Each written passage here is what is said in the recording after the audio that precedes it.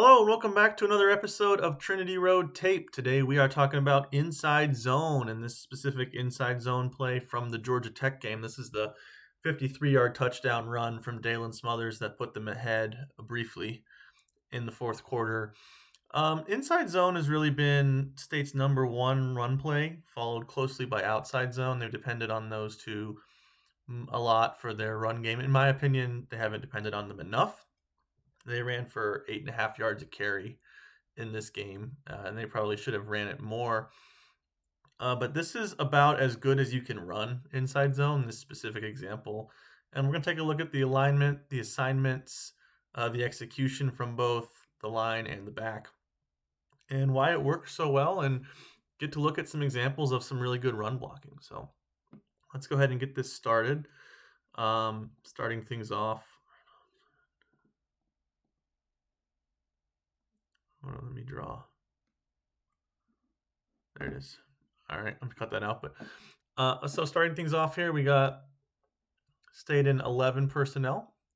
So you got one tight end and one running back, and then you've got Georgia Tech in what's called an underfront. So 2-5 techniques on the outside. So this stand-up end is outside the tackle. This end down here is outside the tackle. And you've got a one technique nose tackle here on the tight end side, and a three technique defensive tackle on the weak side.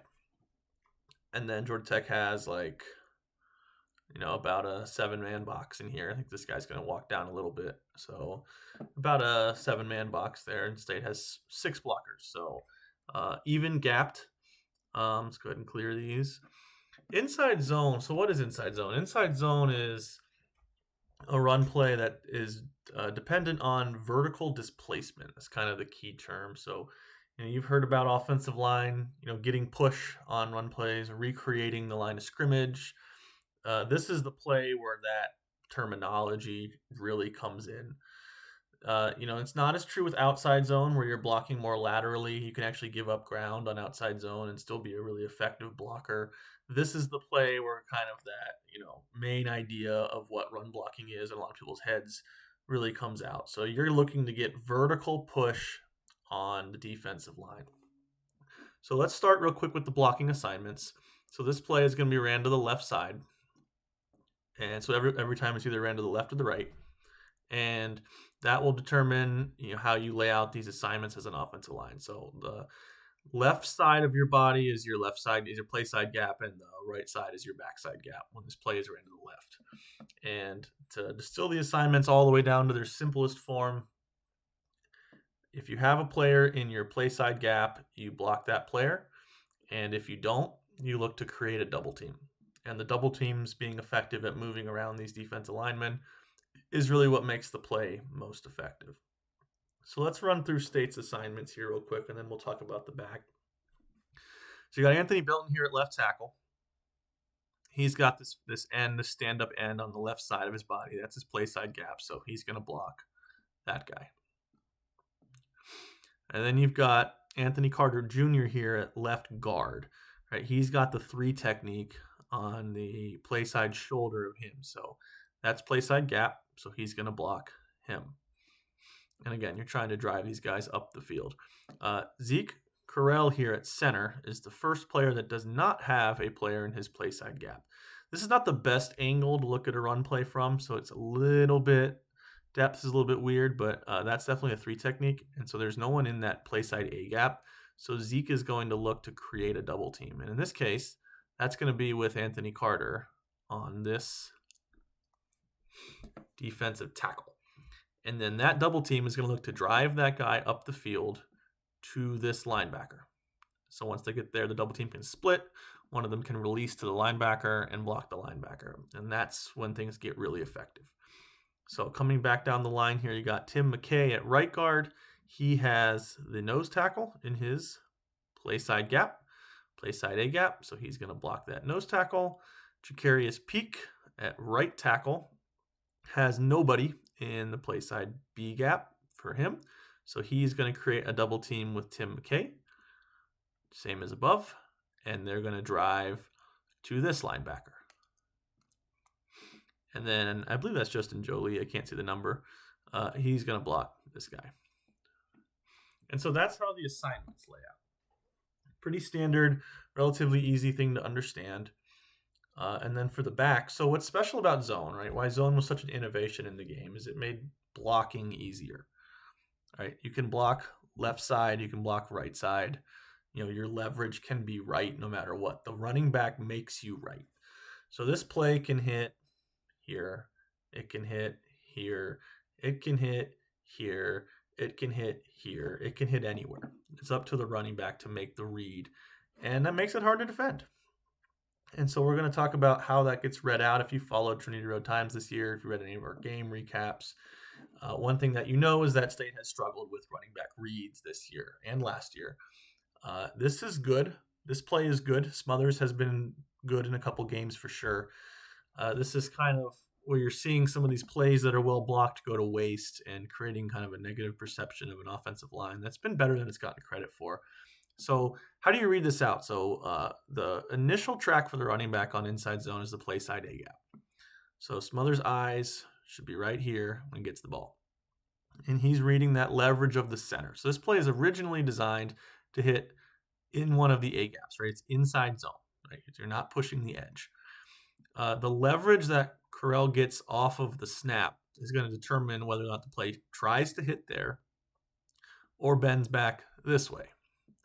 So in this particular case, he is, like we talked about, in a double team right here.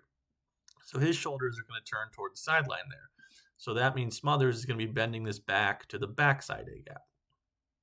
If he was in a double team this way, he would keep the original track. And if Anthony Carter Jr.'s shoulders turn this way because of leverage, this play could bounce to the B gap or feasibly even all the way out here. It can hit anywhere, like we said. The running back is reading that leverage of the center and making a left or right choice, and then essentially reading the guard leverage and the double teams from there and reacting to that stuff. And so that is what they're asking him to do. So now that we have an understanding of these assignments, let's take a look at how this plays out. And we'll get this started.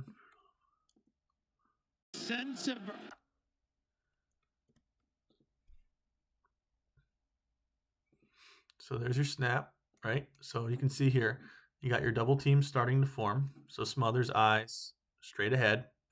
The outside zone, you'd be more over here.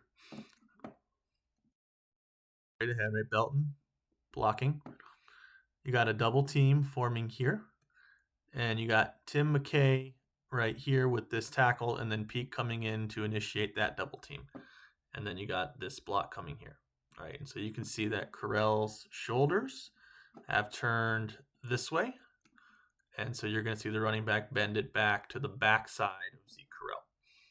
Now, the key block on this play ends up being this double team right here. Jacarius Peak and Tim McKay, and Peak is going to do an excellent job of blocking low to high and lifting this tackle, getting him stood up and helping the double team drive him back toward the linebacker, which is ultimately going to be this guy right here. You talk about low man wins. This is a great example, right? Peak is going to play with really good pad level, right? You want really good pad level. You want tight arms, and you want to really stand up that defensive tackle and drive him. And so, Tim McKay is engaged with him. Pay close attention to Jacarius Peak right here as we play this, though, and you're going to see him really stand that guy up and watch mainly where that tackle starts, where he's at right now, and where he's at when the ball goes by him. And that's a really good indicator of, that's what we talk about getting pushed. So let's take a look. So let's see that he's got him stood up. He's already 2 yards in the backfield. And so we'll play from there. So you can see he's 2 yards in the backfield. He's already gone. And you've got Smothers coming back this way. And then you're going to see Peak right here driving him, and he's going to come off to this linebacker.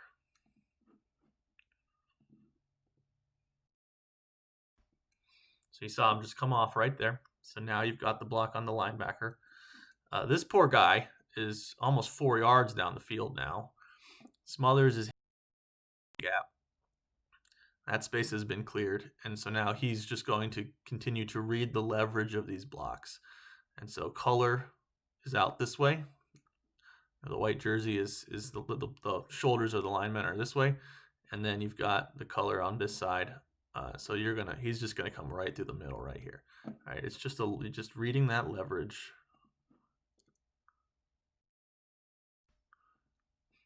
And it's just such a good job from the offensive line. If we want to play it back one more time, look at Peak stand that guy up and push him up the field and then come off and secure that linebacker.